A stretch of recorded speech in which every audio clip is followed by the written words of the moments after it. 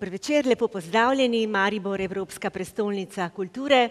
Gosti nocoj v okviru cikla Dvanajst indijskega pisatelja in diplomata, gospoda Vikasa Swarupa. Gospod Swarup je avtor dveh romanov, ki sta oba prevedena tudi v slovenščino. To sta romana Revni milijonar in 6 osumljencev.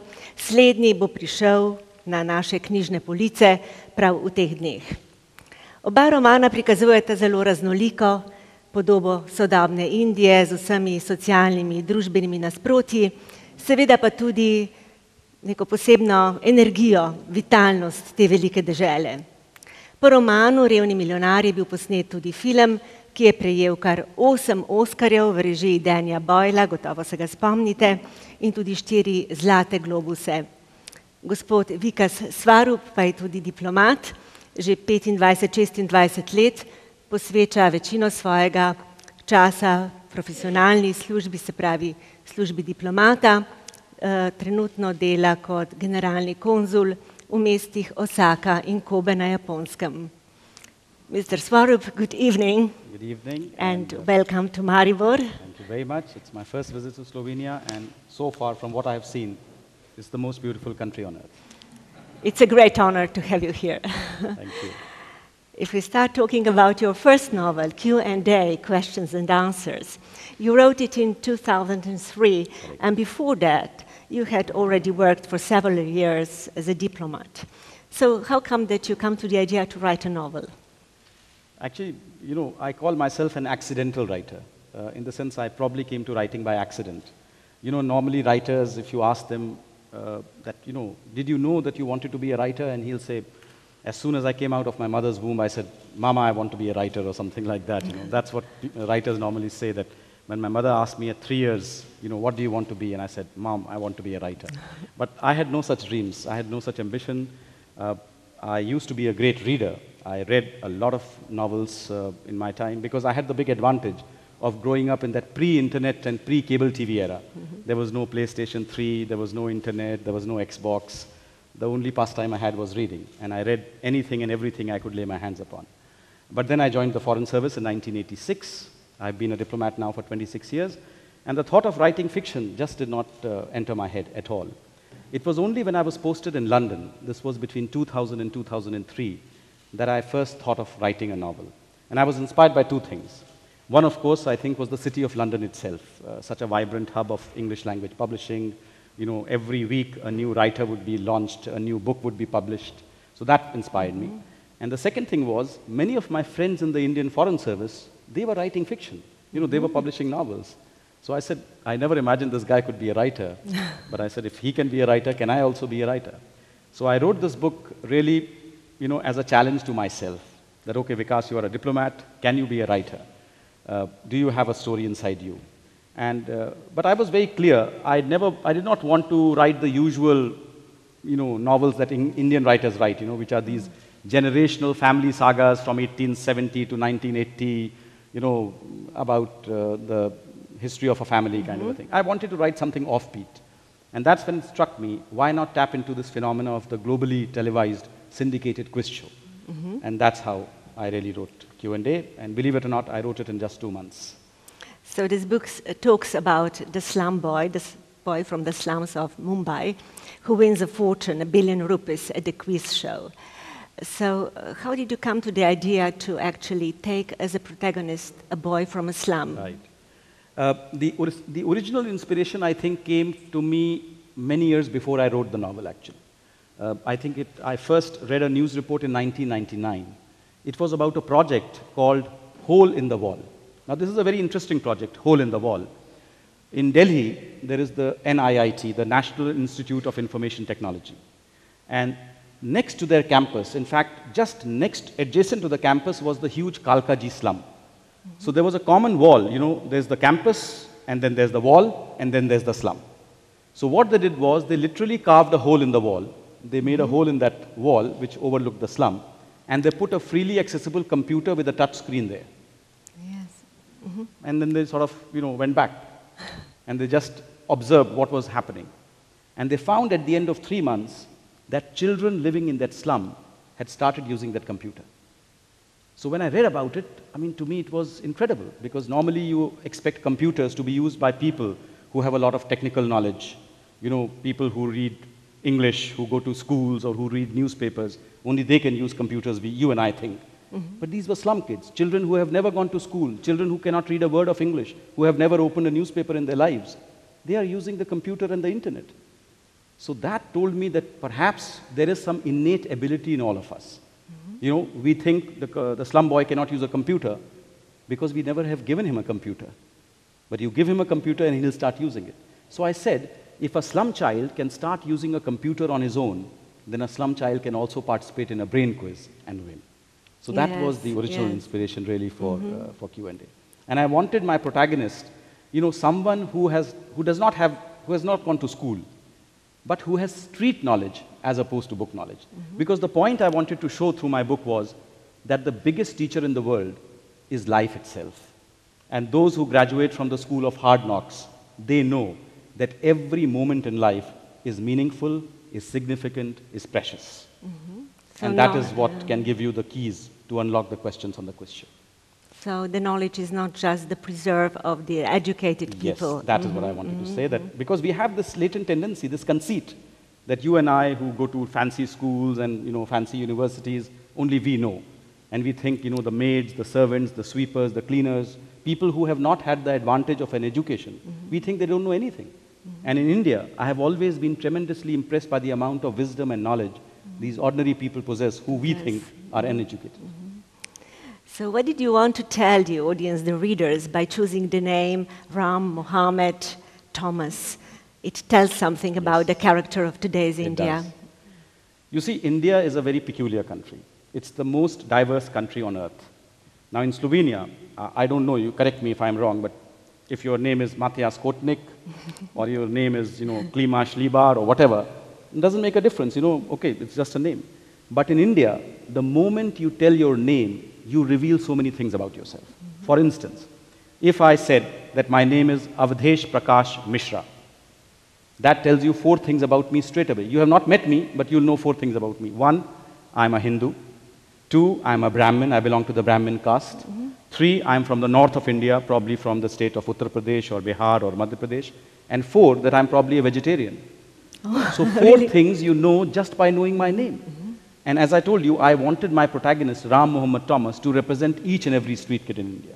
So if I gave him a very usual name, you know, like Jamal Malik, for instance, as he is called in the movie.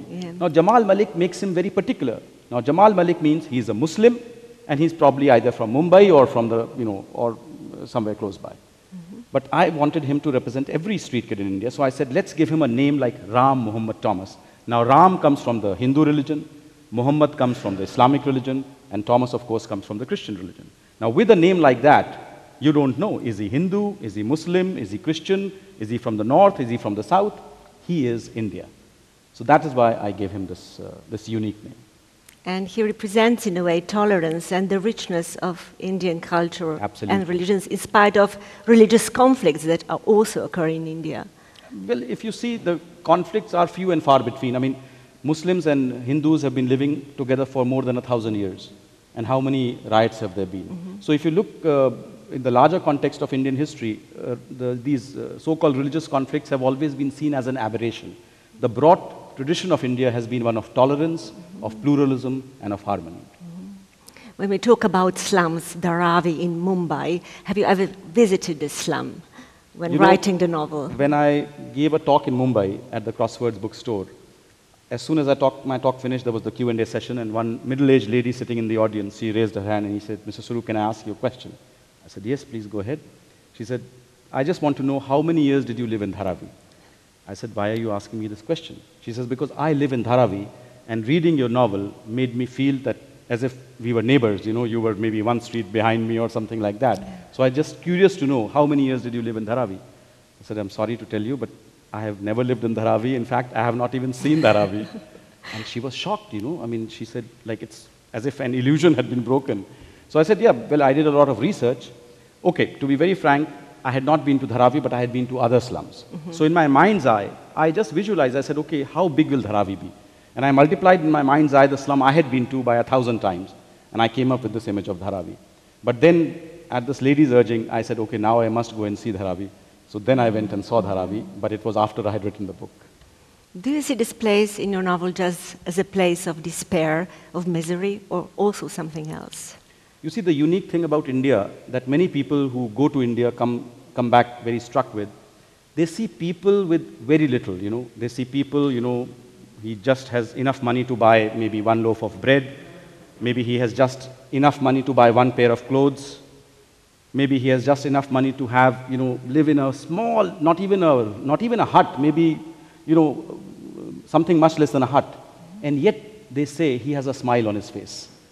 And that is something very empowering, because people from, let's say from Europe, somebody goes and he says, oh my God, my life is bad, I have only $1,000 in my bank account, or $10,000 only. And they see this guy, and this guy has $5 in his bank account. He doesn't even have a bank account. And he's smiling, and he's, you know, he's saying that my tomorrow is going to be better than my yesterday. And that is very empowering. So same is the story of the slums. You know, many people have a misconception that people like to live in slums. Look, why do slums get created? The slums get created by poor people coming from the villages in search of a job in the city. They hope to make a better life for themselves in the city. But when they come to the city, they find they can't even afford to live in a hut. The rents are so high. So they have no option but to, you know, take over some unclaimed land lying in some corner of the city and build a temporary hut, you know, with tarpaulin and some galvanized steel sheets and things like that, and they start living there. And before you know it, his brother or his cousin from the village joins him, and then somebody else joins him, and before you know it, there's, 10,000 people living in that area, and that becomes a slum. But everyone living in that slum is working hard and trying to get out.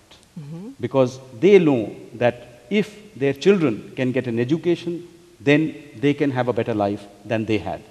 And that is why even a poor rickshawala, I always give this example. A rickshawala is the person who drives that manual cycle, you know, takes people, he earns maybe $5 a day at best. Even he's saving money and trying to send his children to school. Now, if he thought that, look, the system is loaded against us, we are poor people, we'll never make a better living for ourselves, why would he send his children to school? He would say, I was born a rickshawala, I'll die a rickshawala, my son will be born a rickshawala, he will die a rickshawala. But no, he has hope, he has faith, he has optimism, and he has belief. And that is really what is empowering India. This belief that, you know, it does not matter where you come from, what matters is where do you want to go to. And that is really what is accounting for this 9% growth rate that India had, you know, till just a couple of years ago. But even though you portray this optimistic spirit of India, this vitality and the sense of that everything is possible, everybody can make his better future, you also portray the dark sides of India, poverty, crime, violence, child prostitution, and especially police torture and police terror. How could you write about the Mumbai police torturing people when you were a diplomat, torturing children? That was hardly a diplomatic gesture. So that's why I say that, you know, I'm a diplomat, but there's nothing diplomatic about my books. Look, the fact of the matter is, when I set out to write a novel, I have to be faithful to the kind of character that I have created. I'm not writing a tourist brochure about India. I'm writing a novel, and I have to be faithful to the novel. So the first thing is, my government gives me that liberty. You know, when I write a novel, I don't have to show it to my government. There is no censorship. I just have to give a statement. I have written a novel, it is being published by Random House or Simon & Schuster. Government says, as long as you make it clear that the views expressed are your own, we have no problem. Go ahead. So nobody even sees the novel. It's just a certificate from me, that's it. So the first thing is that I have the liberty from my government to write what I want, to express myself freely. The second thing is, eventually if you look at core, my novels are actually positive novels, you know. Yes, they do display some of the darker sides of India, but eventually the core of the novel is an optimistic one. Yes. If you say Slumdog Millionaire, you focus on the slumdog part, but the fact is the slumdog can become the millionaire. And this means that, you know, despite the problems that India has, there is the possibility that, you know, a poor man can also make it big. And that is something very empowering. That is something very optimistic. So at core, eventually my books, I say, are a celebration of India in all its diversity, in all its chaos, in all its contradictions. But what does the government do to prevent, for example, torturing people? Well, look, torturing children in the police station? Well, look, on paper, of course, all these things are prohibited. Yes. But you know, I mean, sometimes the practice differs from, you know, from the law. So eventually, the question is not really whether the police are following the law or not. The central problem is of exploitation. Exploitation of the weak by the strong. And as long as we have unequal societies, and not just India, whether it is Slovenia or Brazil or wherever you have inequality, you will have the problem of exploitation. Exploitation of the poor by the rich, exploitation of the weak by the strong. So because we are a democracy, when that exploitation is reported, when an intrepid journalist, for instance, makes an expose and publishes it in the newspaper, you know, this guy was tortured, then action is taken. And that's exactly what you see in my second book, Six Suspects. Yes. So the whole essence of a democracy does not mean we are living in a paradise, that we have no problems, we have no human rights violations or child abuse or anything like that. What democracy means is there is accountability. If that violation, if that human rights abuse is exposed, you will be punished. That is the essence of a democracy. You also tackle the problem of violence towards women. For example, the Gudia story, her father abuses her, burns her with hot water and so on. This is also one of the segments that should be looked at in India. Exactly, because you see many times these things happen within the four walls of a house. Yes. And you don't get to hear these stories. But this is a reality, and not just in India, in many countries around the world, you know, domestic abuse and things like that, these things happen. So sometimes, through your stories, you can give voice to the voiceless. And, you know, just the fact that people read that, engage with that, can bring about some kind of a change. What you really pay a lot of attention to is the structure of the novel. So this novel moves on two planes. Can you explain how you constructed it? Yes. How these questions somehow link with the series of stories he tells his lawyer? Yes. Actually, this was the most difficult part for me. I mean, when you read it, it does not look very complicated, but actually the structure is a complicated one. Because I wanted that every, you know, stage of the quiz show should be linked to a incident in his life. Yes. Because the whole point of my book is I want to show that life has given him the clues to the questions on the quiz show. But how to do that? So I devised this structure where first I will tell the story of his life, and then you will understand how that enabled him to answer that particular question. Yes. But for me, the biggest trick was this. I am trying to reveal the private life of my hero through the public spectacle of a quiz show, but then I have to be true to the conventions of a quiz show. And you know the conventions of a quiz show, you know. Difficult questions come later, easy questions come first. If there's a question on history, then the second one has to be on geography, or, you know, the questions have to be a broad mix and things like that. So that for me was the most difficult part. How do I ensure that I am also true to the conventions of the quiz show while telling a compelling story? So for the first few stories, it was easier for me because the questions are easy, you know. Yes. It could have anything. For the later part of the questions, you know, those questions are specific. And I had to construct a story based around that question. But still, I didn't want the reader to feel it is gimmicky. I wanted the reader to feel there is an organic connection between Q and A, the questions and the answers. Yes. And I hope I have succeeded. Yes, and that's why Ram moves forth and back. Correct. In Exactly. telling time. his in Because, time. you know, if, for instance, I had a strategy whereby the first question is when he's 6 years old, the second question is when he's 8 years old, the third question when he's 10 years old, the reader will close the book and he says, no, it can't happen. Like, it's too much of a coincidence. So that's why I had to frame the story in such a way that there is a bit of a time travel, you know. He's going back and forth in time. And that's, I think, part of the enjoyment of the book also, that it's not a spoon feeding, you know. The reader has to make the connections in his head or her head and try to say, okay, now this means he was here, which means now he has grown up and this has happened. So there is some involvement on the reader's part as well.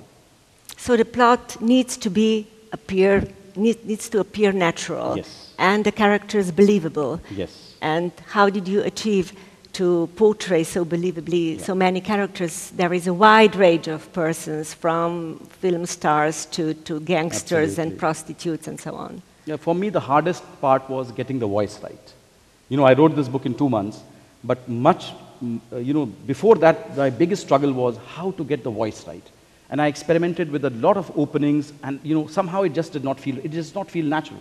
First of all, how do I get the voice of an 18-year-old waiter, you know, who has never gone to school? That itself was a mystery to me, you know. I mean, the character I'm portraying is very different from myself. You know, I've had the good fortune of a good education. Yes, I come from a middle-class family, and here I'm portraying the underclass. So the biggest challenge for me was and I kept thinking, you know, if I can share a secret with you, in the original version of the novel, I mean, as I first started thinking about it, the novel was set in the future. You know, Ram Mohammed Thomas is the CEO of a big company now, and they are trying to replace the CEO with a computer. Maybe it's 2050 or something like that. And then Ram Mohammed Thomas narrates the stories of his life, you know, that you are trying to throw me out, you are trying to replace me with a computer. Let me tell you how I won my first $1 billion, you know, through that quiz show. But then, you know, it just did not feel right to me. It didn't feel natural. And I kept on thinking, and then I don't know how these words came into my head. I have been arrested, full stop, for winning a quiz show. And that was it. Simple. And that was it. That was the voice. And I knew, this is Ram Mohammed Thomas. This is Ram Mohammed Thomas speaking to me. And the rest, as I said, I could write in 2 months because I got the voice. So that was, for me, the most difficult part, how to get the voice right, because I'm narrating the story in the first person. And, you know, in the first person, if you get the voice even 1% wrong, you've lost it. You've lost the reader. Yes. But you have to get under the skin of these characters. You need some empathy, for sure. I think that is the key, really. Because, you know, you can do as much research as you want. How do people in a slum live? You know, what kind of houses do have? What kind of food they eat? But how do you get inside the mind of your character? For that, I think you hit the nail on the head. You need that quality of empathy. You have to become that character. And that's what I tried to become. I tried to become Ram Mohammed Thomas. And I said to myself, I do not know whether I will have food tomorrow. I do not know whether I have a roof over my head tomorrow. I do not know whether I will survive tomorrow. How will I feel at that point in time? And I tried to write from that inner pain that Ram Mohammed Thomas would have experienced. I tried to internalize that pain within myself and write from that perspective. So in that book, there's a character who dies. And when that character died, I had tears in my eyes. That is Shankar. That's Shankar. So I said, if I have tears in my eyes, then the reader will also have tears in her eyes when she reads this book. And I knew that, you know, what I have written from the heart. Yes, this boy dies of rabies because his mother doesn't want to give him money for medical care. Does it really happen in India? Actually, things? Yes. You know, this rabies incident happened from my own life. You know, I used to know many street kids as children. We used to play cricket together and things like that.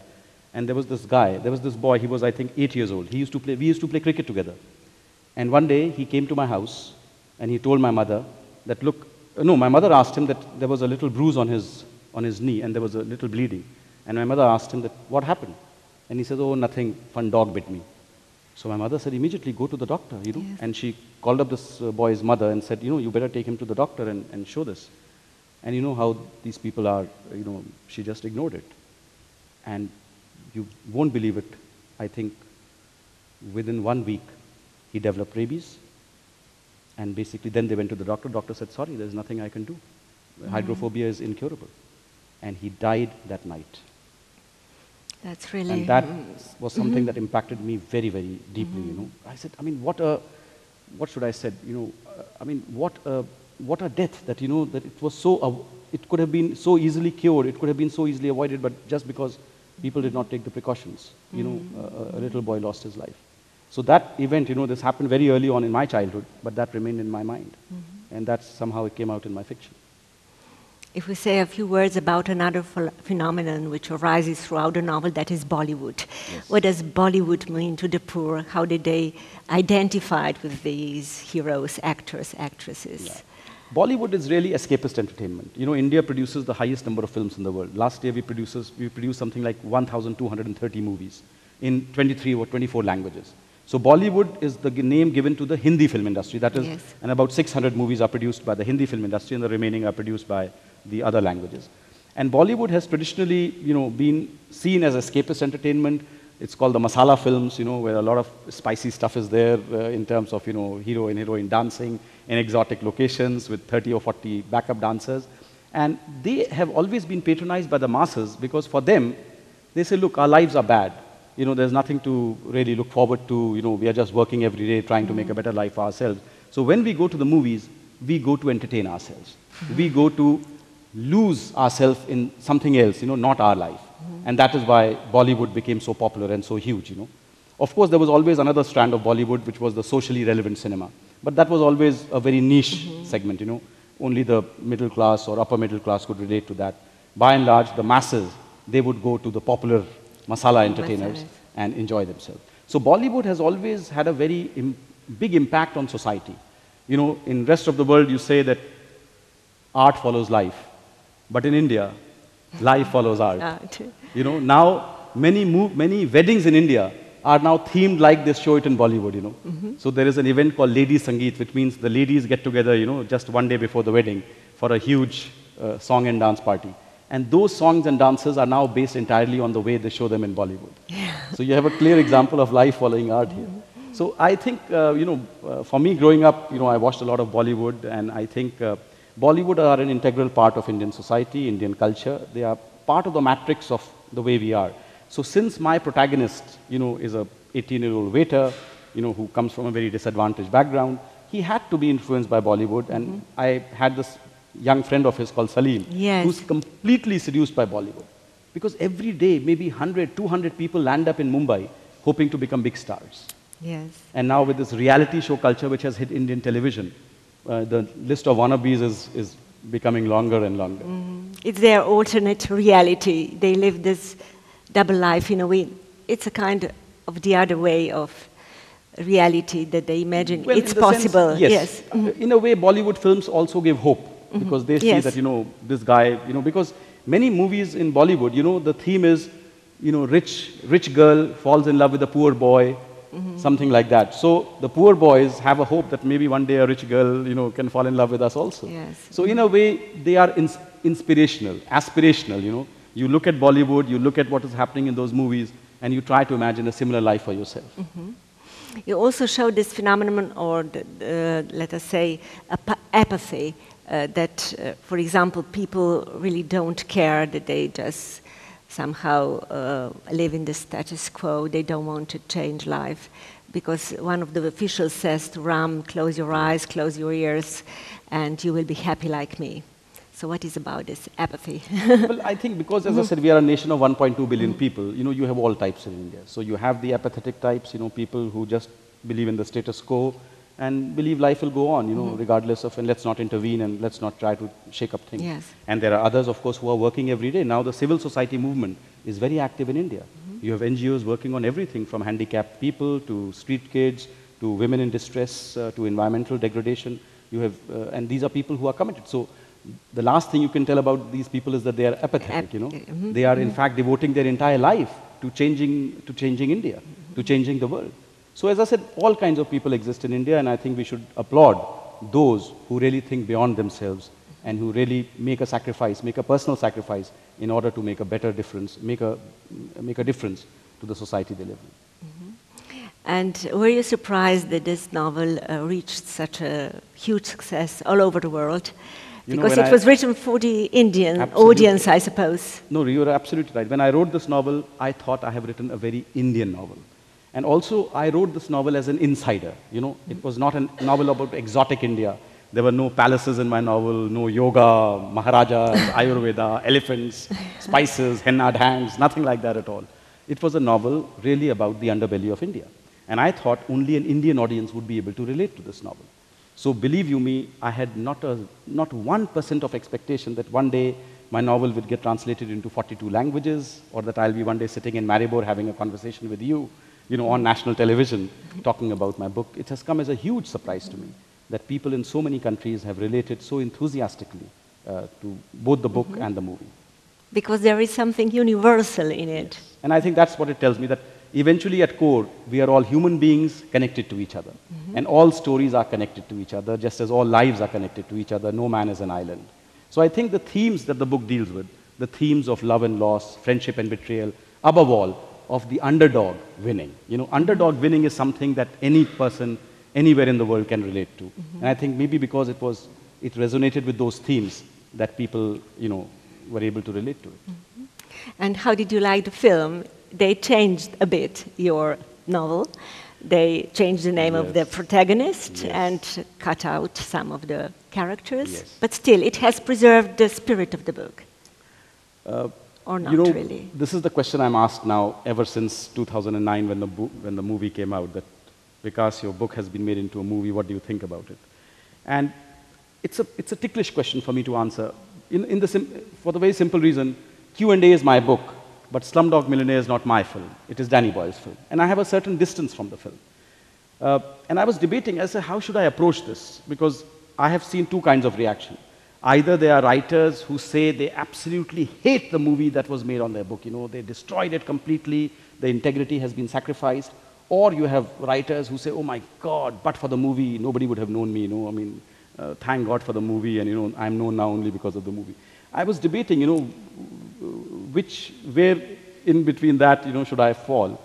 And I came across a brilliant parallel in India. A Bengali writer called Mani Shankar Mukherjee, popularly known as Shankar, one of his novels was made into a movie by none other than Satyajit Ray, the great maestro of Indian cinema. And people asked Shankar the same question. Shankar, your book is now a movie. What do you think about the film? And Shankar thought about it, and then he said, you know, giving permission for your novel to be made into a film is a bit like giving your daughter away in marriage. The first thing that happens is your daughter acquires a new surname. So Q&A gets remarketed as Slumdog Millionaire. And the main thing that happens is that you are saddled with a son-in-law, namely the film. And then he said, remember, in India, you never ever speak ill of your son-in-law in public. So you will not hear me complaining how the movie is different from my book. How, in fact, you know, in the movie they show a slum kid, you know, accessing Google and speaking in English. They don't explain it. But fact of the matter is, Slumdog Millionaire works as a film. I mean, the Wall Street Journal called it the film world's first globalized masterpiece. Yes. And I think, you know, there are three things that work in that film. The first and the foremost is the acting by the child actors, who I think are really the soul of the movie. The second is the wonderful music by A.R. Rahman, you know, combining elements of hip-hop, pop, and reggae, but with a very Indian sensibility. And finally, Anthony Dodd Mantle's amazing cinematography, which has captured Mumbai like it has never been captured before. So I think Danny Boyle's genius lay in the fact that he could combine these three elements into this thrilling masterpiece called Slumdog Millionaire. So on the whole, yes, I think I like the movie. I really like the movie. I think it's a very well-made film. And Simon Beaufoy, when he met me, he wrote the screenplay. He said, look, Vikas, I love your book, but all of it will not be made into a film. We don't have the money. And secondly, as I said, you know, a film is a film and a book is a book, and the twain don't completely meet. Yes. But he made me a promise. He said, I'll remain faithful to the soul of your novel. And I think that is something he has lived. That promise he has largely delivered upon. The book and the movie, I think both the soul of the book, the underdog triumph, and the whole structure, the narrative structure of the book is there in the film. Is there? Is the novel Six Suspects also going to be turned into a film? Well, there are plans to turn it into a film. I have signed the rights, given away the rights to BBC and Starfield Productions. BBC as in British Broadcasting Corporation. And they have got John Hodge, who wrote the script for Train Spotting, Shallow Grave, The Beach, to write the screenplay. The screenplay I have seen, it's very good. But for some reason, they are unable to find a director so far. So I'm still hoping that the movie will be made, but, you know, I'm keeping my fingers crossed. That will be quite a huge work to do because the novel is quite complicated. A detailed plot, a murder mystery, which begins with the words of the investigative journalist Arun Advani, who says, not all deaths are equal. There is a caste system even in murder. So the caste system, I'm interested in that issue. Does it still exist, or is it prohibited by constitution? No, let's put it this way. Untouchability has been prohibited by the Indian constitution, and untouchability, I think, has disappeared in India because, you know, according to the caste system, there were these 4 castes, and then there were people who are outside the caste, you know, outcasts, and they were known as the untouchables. You know, if untouchable touched a higher caste person, that person would have to take around 20 baths and things like that. So that has been prohibited in the Indian constitution, and it has been outlawed. But the caste system still exists as a social unit. You know, don't forget, I mean, this may come as a shock to many people in Slovenia. 80% of marriages in India are arranged marriages. So when, you know, the father of the bride is arranging a wedding for his daughter, then he tries to search for someone with similar tastes, you know, someone with similar social background. And then he decides, he says, better choose someone from the same caste. So as I said, you know, caste system exists as a social unit, especially, particularly in the villages, you know, where, you know, it still governs who you eat with, who you sit with, who you marry and things like that. But in the cities, I mean, the caste does not matter at all. You're sitting in a public metro in Delhi, you don't know who the person next to you is, what caste that person belongs to. When you're hiring someone for a job, you don't ask that person what your caste is, you just ask what are your educational qualifications, can you deliver the job? So I think I would say that the caste system is disappearing. In the cities, it does not really matter. In villages, it probably still matters. But I think it's just a question of time before, it will gradually wither away. And of course, this is a murder mystery, but you tackle some very important issues of modern India. For example, institutional corruption. This protagonist, Vicky Rai, who is killed, and we are searching for the killer throughout the novel, is a corrupt playboy, the son of the corrupt politician. How do they escape convictions? They are really horrible people committing many crimes, but they are not convicted, they are acquitted. Yes, but in the end, everybody is convicted. Yes. So that's, as I said, that is the essence of a democracy. But democracy, not by judicial system, but by the middle-class hero who tries to... Let's not give away the ending completely. But yes, I mean, for me, the idea was to cover as broad a social spectrum in the novel as possible, because the idea really was to look at India through 6 very different eyes. That's why the title is 6 Suspects. These are the 6 people who are found at a farmhouse where a murder has been committed. The police search all the guests, and 6 guests are discovered with guns. So they become the 6 suspects. And the rest of the novel is really the backstories of these 6 people. Who are they? Why did they go to the farmhouse with a gun? Which one of them is the murderer? So the idea really was to, give you a macro picture of India in all its, again, its diversity, its contradictions, its puzzles, its intricacies. And so there are the highs and there are the lows. It's all kinds. But the subtext of the novel, again, is that sense of accountability, that, in a democracy, if your corruption is exposed, you will get punished.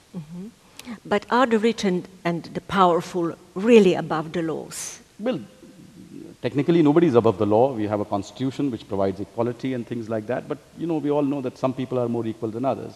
So that's the real world that we live in. I mean, there's the world of the constitution and the books and things like that, and then there's a real world. And I think the whole procedure of governance is really try to square that circle and try to ensure that actually the constitution means the same to everyone. And of course, by and large, if there is an exposure of some kind of a wrongdoing, there is justice. So I would not say that it exists only in some kind of a limbo or something like that. I think there is a real sense that justice does exist. And if you look at Indian newspapers, every day there's some expose or the other.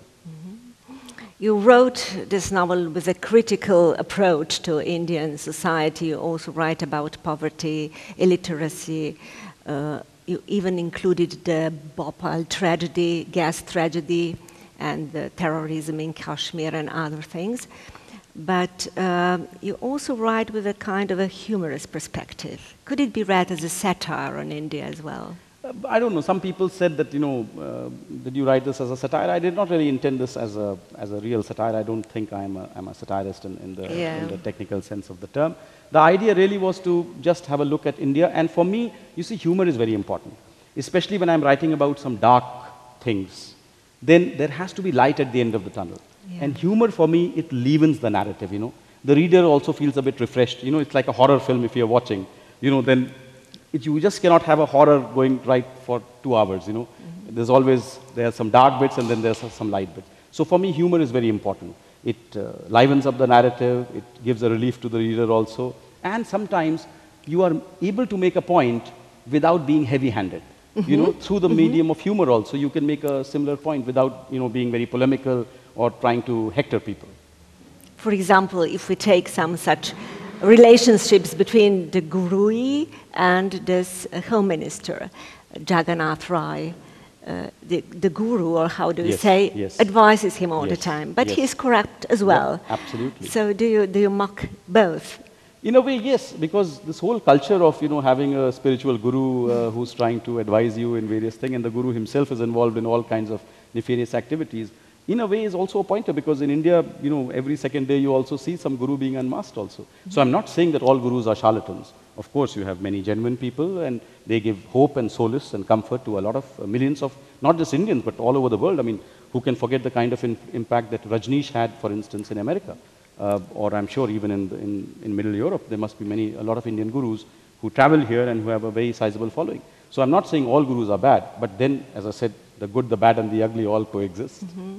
So somehow mock these people who are corrupt, Absolutely. who by one phone call they can command the whole machinery of the state. Yes, who can, as I said, if they have a home minister who's totally in thrall of them and who bases all his calculations, all his strategies on the advice given by the guru. Was there a real background to this novel? No, there was no real background. In fact, my novels are always larger than life. In the sense, in a fictional world, you have the liberty to create a much larger than life character. Because for me, I think that is the real joy of fiction. A fiction is not a documentary. For that you have non-fiction. Fiction means it's a recreation of life. And in that recreation of life, you have the license that you can give certain edges, you can give certain angles, which may not exist in real life at all. So, I'm very happy to say that we do not have any home minister of any Indian state, who is as corrupt as I have shown in my novel. But that's, as I said, that's the greatness of fiction. That in fiction, you can create a character who exists only inside your own imagination and give it a certain force and a certain personality which can make him really appear much, much larger than life. But Vicky Rai killed a young bartender Yes. who refused to serve him a drink. Correct. Didn't something similar happen in Absolutely. real life? In fact, Vicky Rai in my novel is accused of 3 crimes. Since you have read the novel, you know that. The first crime is when he was 17 years old, he took out his BMW. His father gifted him a BMW. He took it out for a spin, and while coming back, he mowed down 6 homeless people who were sleeping on the pavement. The second crime that he committed was when he was 20 years old. He went to a wildlife sanctuary in Rajasthan, and he shot dead 2 black bucks. Now, black bucks are a protected species of deer. And the third crime, of course, was when he was 25, he held a birthday party. He goes to the bar and asks for a drink. The bar is closed, it's 2 o'clock at night. The bartender refuses to give him a drink. He takes out his gun and he shoots her dead. Now, these 3 crimes actually happened in India. Yes. But they were committed by 3 different people. One is known as the BMW case. The second is known as the Black Bucks case, which was a Bollywood actor was involved. And the third, of course, is known as the Jessica Lal case, in which actually a playboy called Manu Sharma, goes to a bar, asks for a drink. The girl called Jessica Lal refused to give him a drink. He shoots her dead. So these 3 cases actually happened. And in my fictional universe, I combined them all into the persona of Vicky Rai, just to show how reprehensible a character he was. And the structure is again very important. So the novel takes us to the background of these 6 suspects, and all of them have the motives to kill Vicky Rai. So how did you combine this very, very complicated plot into such a detailed novel? Yes. Now, this was the difficult part for me. I really wanted my novel to follow the anatomy of a murder. Now, in a murder investigation, it's very simple. First of all, you have the murder. Then the police try to zero in on the suspects. Then once you have the suspects, you try to discern their motives. Once you have discerned their motives, you try to gather evidence. Once you have the evidence, you try to reach a solution. And if you're very lucky, you get a confession. So that is really the chapters of my novel follow the sequence. Murder, suspects, motives, evidence, solution, confession. And, since I'm writing about 6 different characters, for me, the most difficult part was switching this perspective. I'm writing now like a retired bureaucrat, Mohan Kumar, and then after 30 pages, I have to start thinking like Larry Page, this American from Waco in Texas, who thinks the Star Spangled Banner was written by Stevie Wonder. Yes. And again, after 30 pages, I have to shift my perspective to a woman, a Bollywood actress called Shabnam Saxena. And then again, after 30 pages, I become Munna Mobile, this mobile phone thief, who gets a fortune out of nowhere. But the most difficult character for me was Eketi. This is this tribal islander from these Indian islands called Andamans, who still hunt with bow and arrows.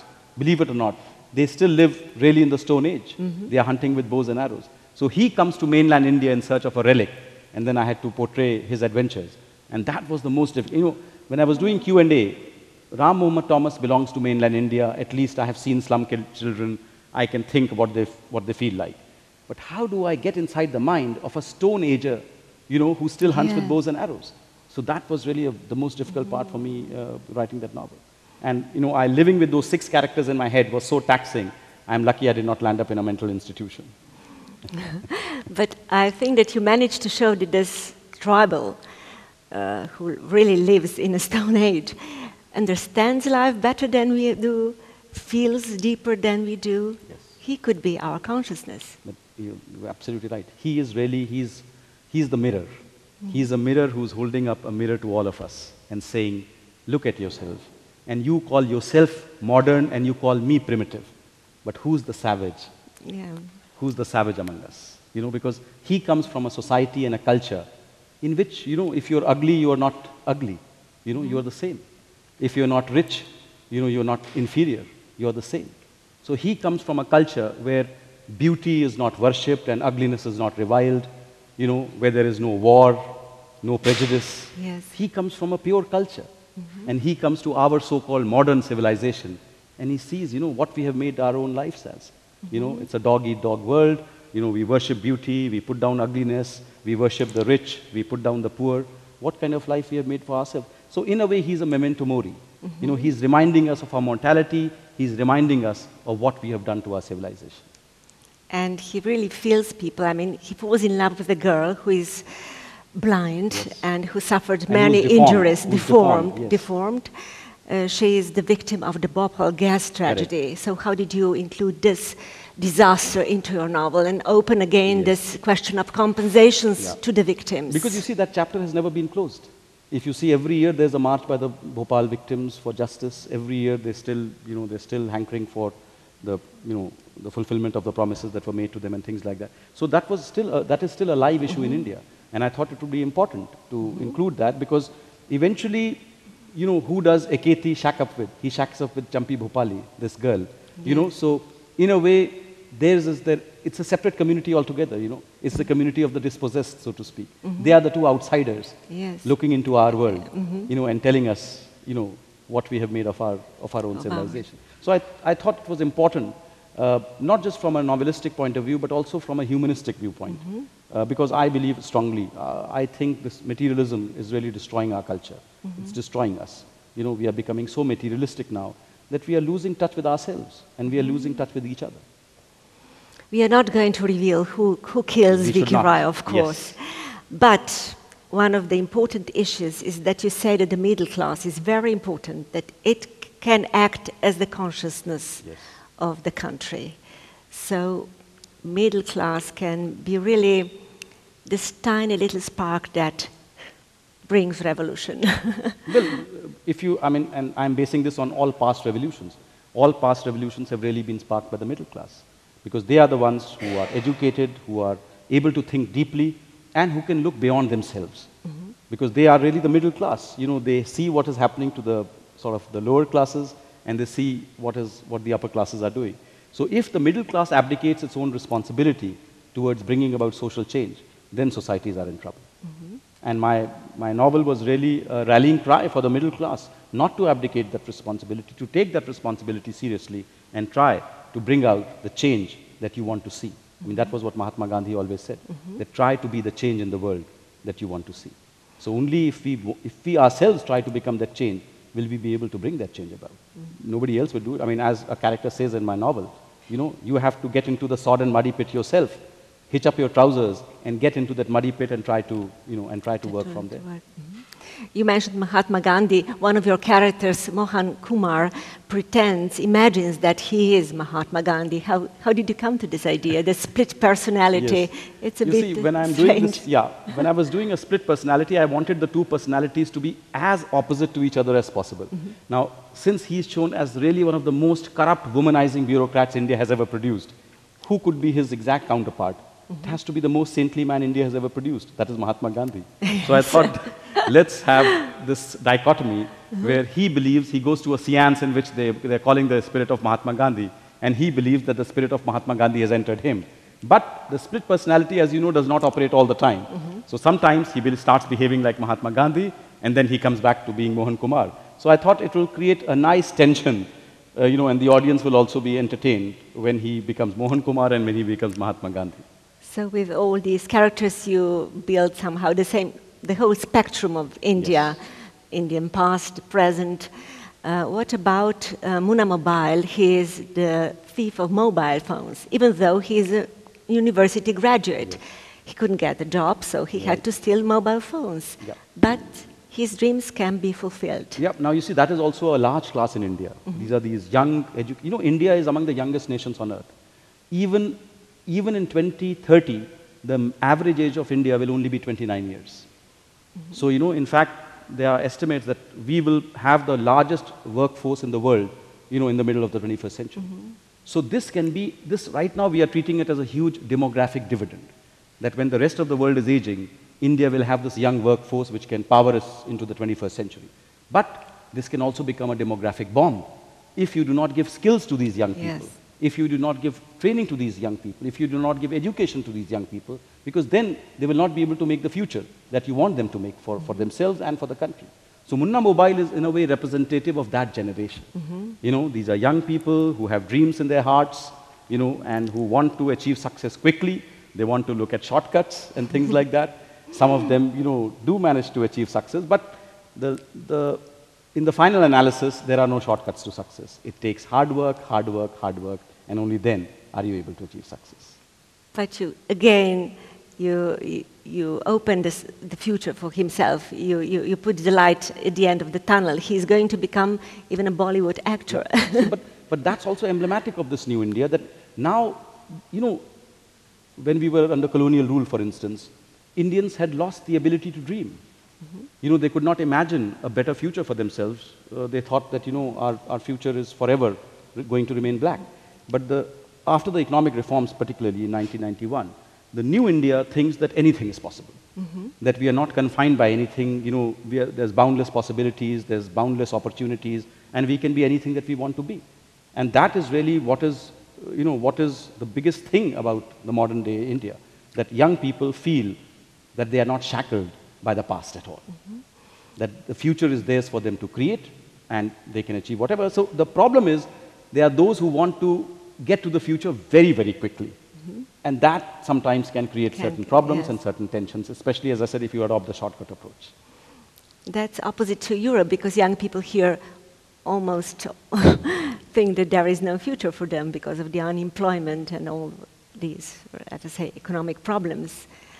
Is that why India is such a flavor of the world today? Well, I don't think so. I mean, look, I think there are these phases. Europe had its own period, and everyone says 21st century is the century of Asia. But I don't look in those terms. I think the world is big enough for everyone to, to have a stake in it. And of course, all of us have a stake in it. I mean, if there's a economic contagion in Europe, we cannot remain unaffected by it. Everybody will be impacted. I think what we are seeing in Europe is a temporary phenomena, and certainly the wellsprings of creativity and innovation are very much there in Europe. I mean, after all, the kind of progress that Europe made after the Renaissance, the kind of things you have created, those structures are still existing today. Churches made 500 years ago and 600 years ago, which have withstood the test of time, tells us that the wellsprings of creativity, innovation, and enterprise, which made Europe what it is today, still are very much there. So maybe this is a temporary phenomenon, and as Europe has always found its way, you will find a way somehow or the other.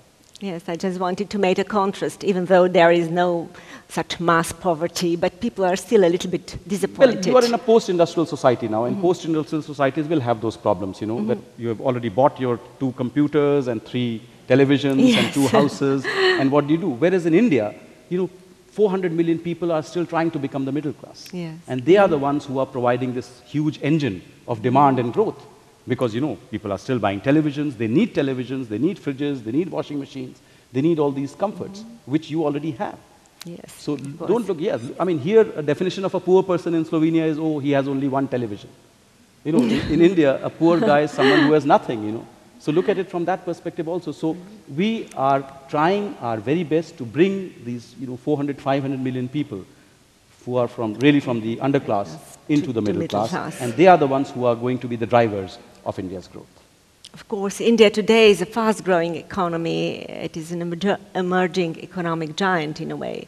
So did you want to capture some of this vitality, vibrancy of India into your novels? I think, without trying to, it's very difficult to capture, as I said, the spirit of India, because India is so diverse. Definitely. There's a famous statement by a Cambridge economist, that anything you say about India, the opposite is equally true. True. And that's what makes capturing India so difficult. But yes, in a sense, in a latent way, if at all, the idea really was to capture the dynamism of India. And that's why I had these multiple characters, multiple voices, so that I don't want to give you one narrative only. Because if I give you one narrative, that will definitely be wrong. Because as I said, one narrative cannot capture the totality of India.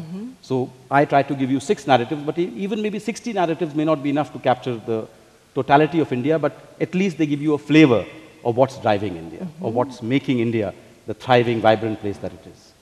So you have very educational system is quite good, I suppose, because you have such software experts, you have nanotechnology, biotechnology, all these fields of science that really are making great progress.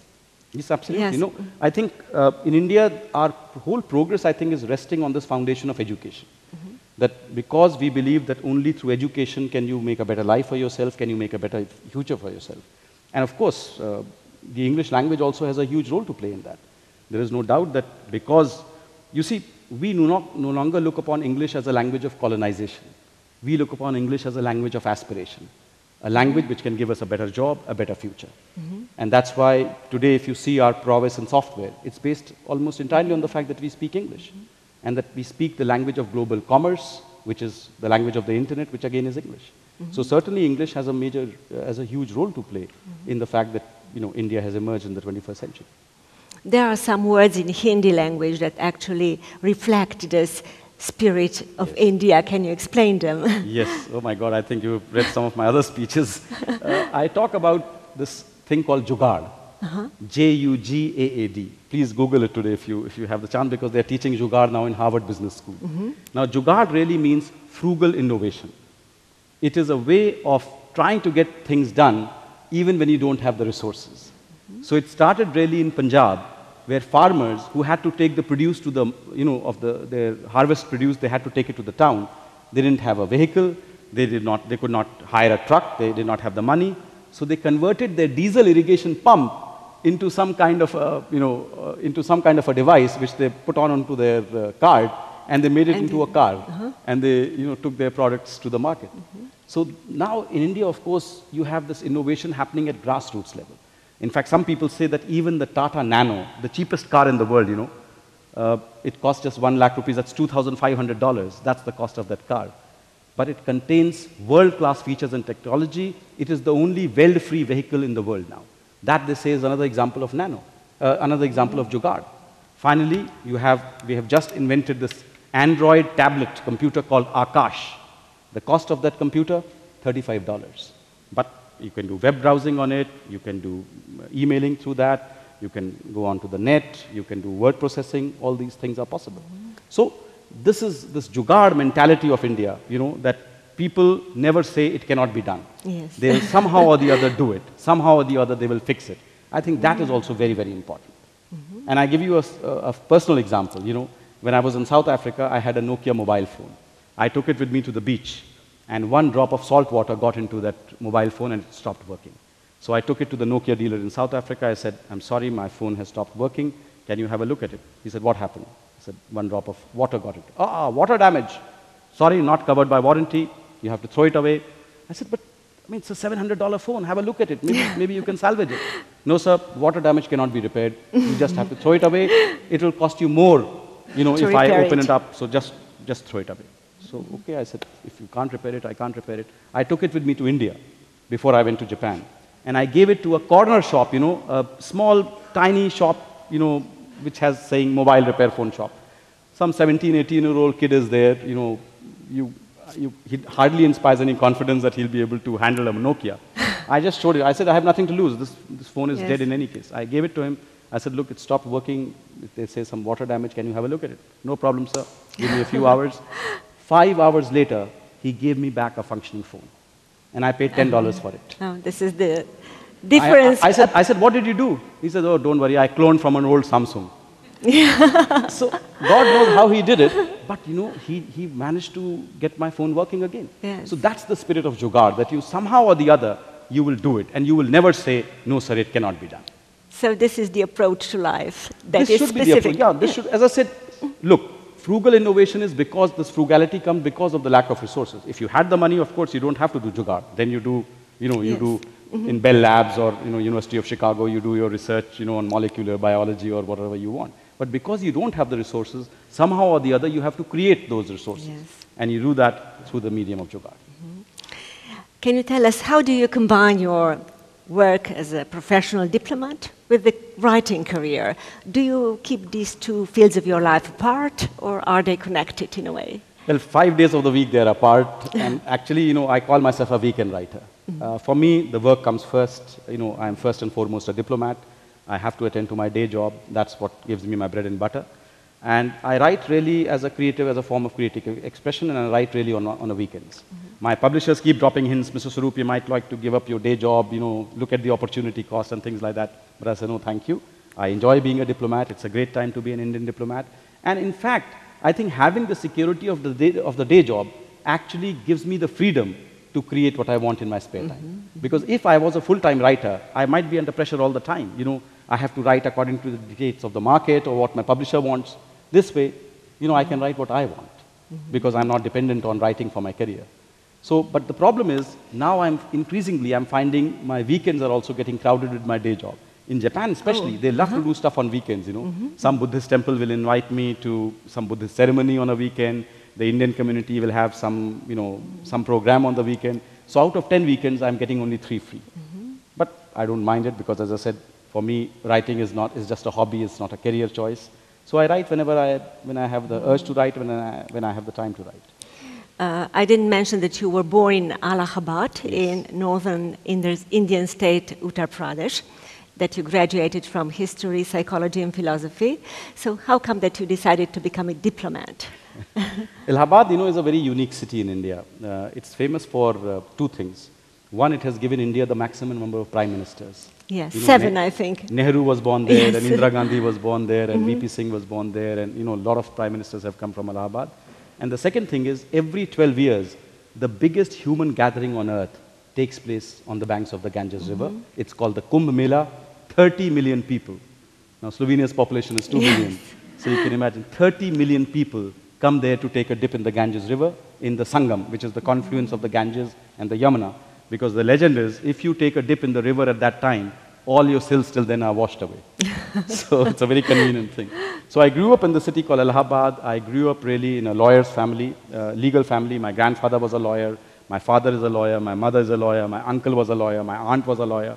And there was so much legalese in the house. My mother said, if any of my sons joins the legal profession, I'll throw him out of the house. So that door was closed for me.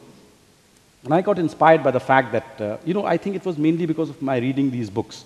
I used to read Enid Blyton.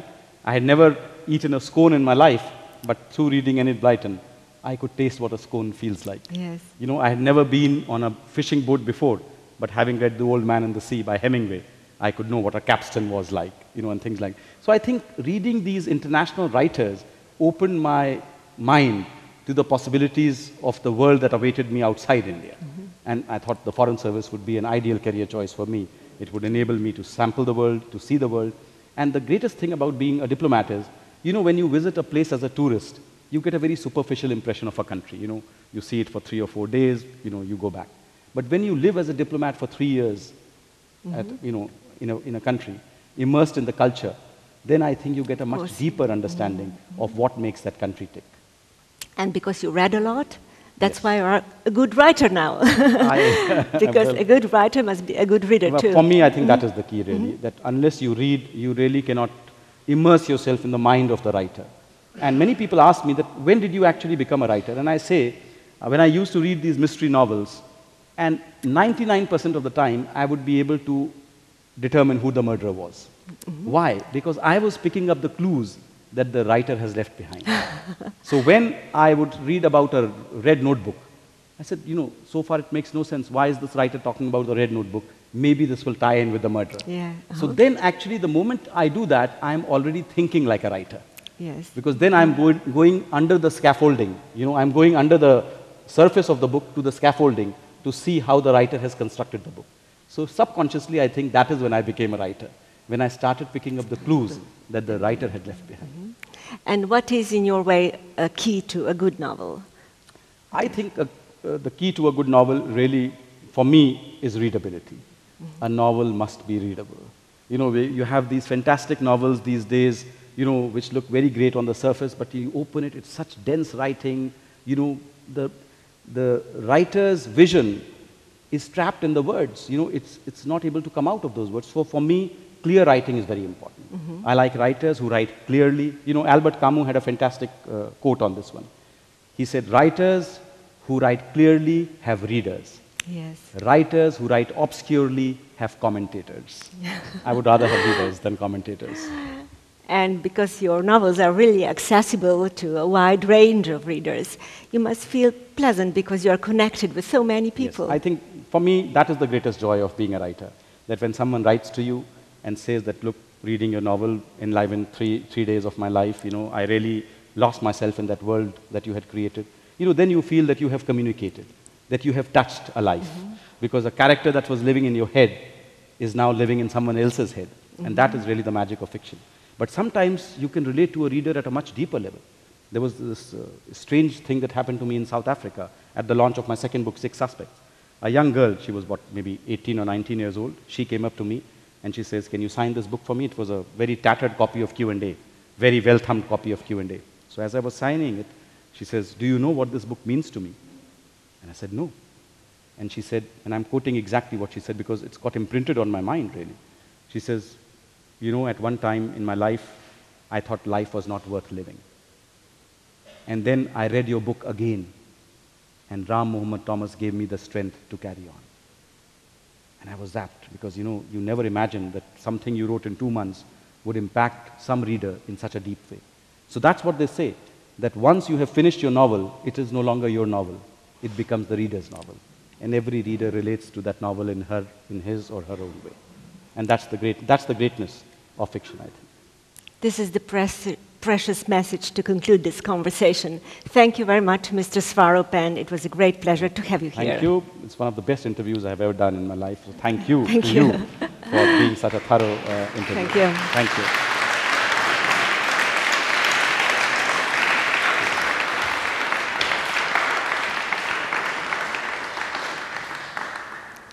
I would like to give the word to the audience now. Yes, I think it's very important that it should be a two-way transmission. And since this is the Q&A with the author of Q&A, come on, you have to make it count. Občinstvo, prosim, izvolite, če so kakšne vprašanja, ste toplo vabljeni, da gospoda Swarupa tudi vi kaj vprašate. Prosim. Če je kakšno vprašanje. Yeah, someone has to break the ice. Someone has to ask the first question. Yes.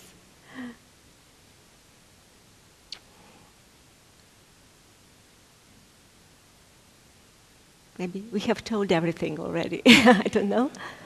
Yes? Yes.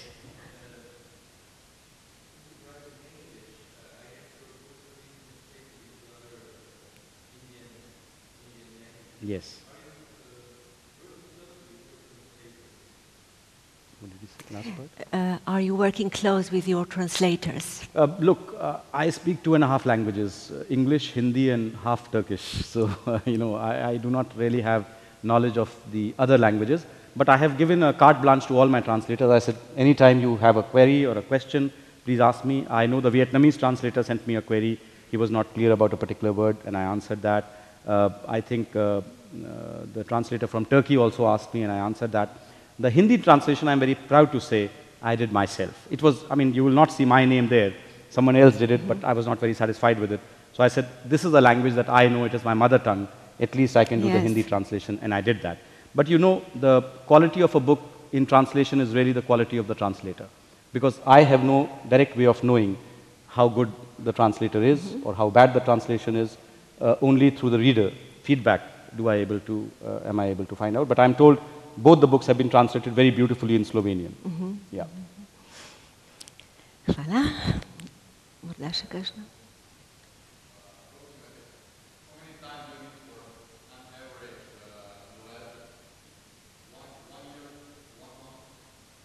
How much time it takes me to write a novel? Yes, I think so. Well, the first novel took me just 2 months. But that was because my wife and my children had gone away. So, you know, sometimes behind a successful man, there is an absent woman. But the second novel took me 1.5 years. And the third novel I have just finished I just finished it while I was living in Japan. That also took me another 1.5 years. So I think normally now this is what a novel takes me, you know. Because as I said, I am a weekend writer. I write only on weekends. Believe me when I tell this. Only on weekends. I do not, because you know, I am one of those writers. There are some writers who say, because I'm not the only writer who has a day job. You know, there are other writers, somebody is a doctor and also writes. somebody is a mortician and also writes, somebody is a public servant and also writes. So I'm not the only one. But many of these writers, they say, if we get 10 minutes free, we write something. If I have 15 minutes, I'm going from a meeting and I'm 15 minutes in a taxi, I write something. I'm not one of those writers, unfortunately. When I write, I need a clear horizon. And by a clear horizon, I mean 6 or 7 hours of uninterrupted work. And that is only possible on a weekend, because throughout the day, from morning till evening, I'm in the office.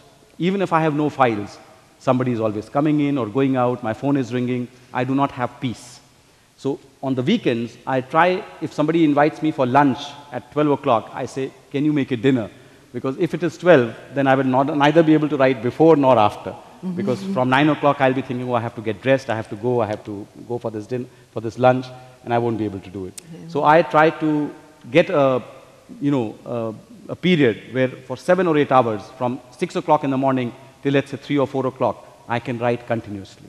And that's when I try to produce, my output at that particular point in time. So because I do not get all the weekends, there are 52 weekends in a year, I don't get all 52 of them. I get maybe, 13 or 14. So that's why it takes 1.5, 2 years for me to finish a novel.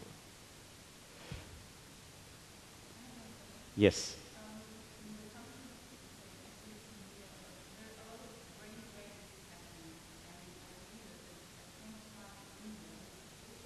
Yes.